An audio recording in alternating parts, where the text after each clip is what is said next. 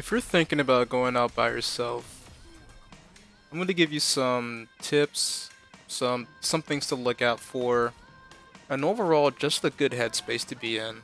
Typically when you're out by yourself in a unknown area, obviously it's going to be a lot more different. You're going to be uncomfortable. And that can also speak to people who are noticing that you're alone.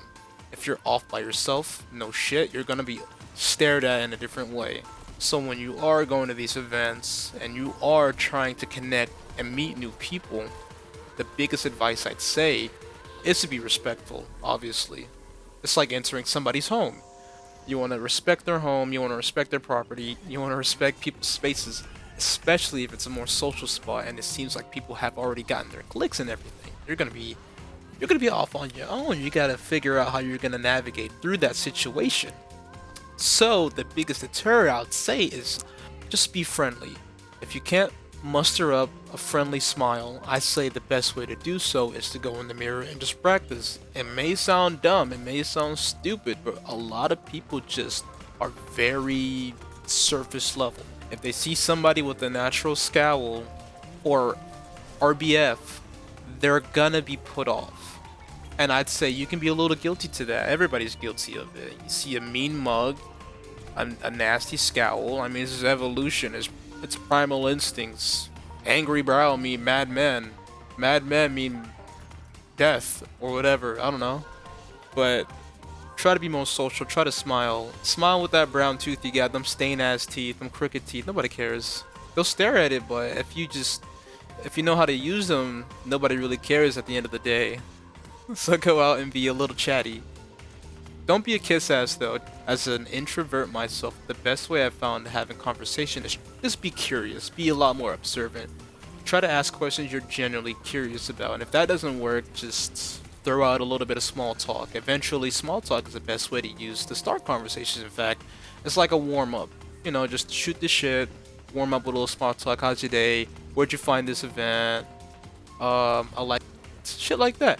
No, don't say that. Please don't say that. But if you're off by yourself, people are automatically gonna think something's up with you. You're not talking to anybody, you're alone. A lot of people tend to look down on you. I know people say, oh, nobody gives a fuck of where you are or what are you doing, but they do. Some people genuinely do. They look at you off, they judge. People are very judgmental. I'm not saying this isn't, what I'm saying is, the way you carry yourself by yourself can have positive and negative outcomes, like I said before.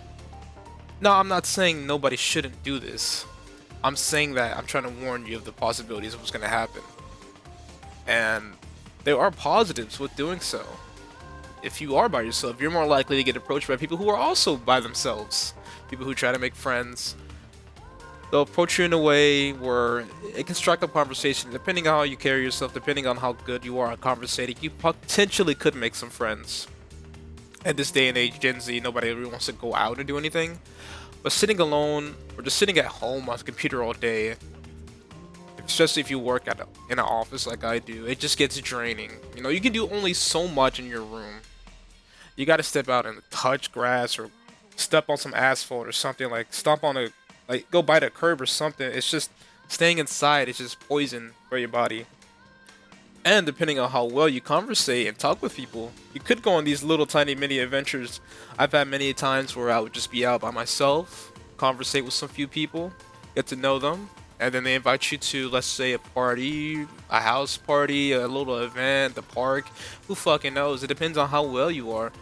And honestly, if you're feeling like going out to meet people, or if you want to go out to an event and you don't have a lot of friends to go with, just go by yourself. I'd say a good practice to get comfortable being alone, go to a restaurant. Go to a restaurant by yourself, eat out by yourself, go to a movie by yourself. That's the easy one. You can just go to a movie and sit by yourself. Nobody's gonna give a fuck. Everybody's paying attention to the movie. Nobody cares about the nigga sitting across from them. Two seats in the middle of nowhere by himself. Nobody cares. I say go to the movies by yourself, go on long walks by yourself. Maybe go to like a little event, a little get together, maybe like a meet and greet, go to sip and paint, you know, those little sip and paints where you can just paint and sip some wine. That's easy. If you're of age, of course, obviously. This may sound harsh, but alcohol is kind of a lubricant. If you are more on the shy side, a little bit of that liquid courage, not too much, maybe a drink or two. I'd say just one, depending on who you are and your body type. But just one little drink can loosen up some gears, and you can strike up a conversation. So if you are feeling like you want to go out and do something with your life, I say go for it.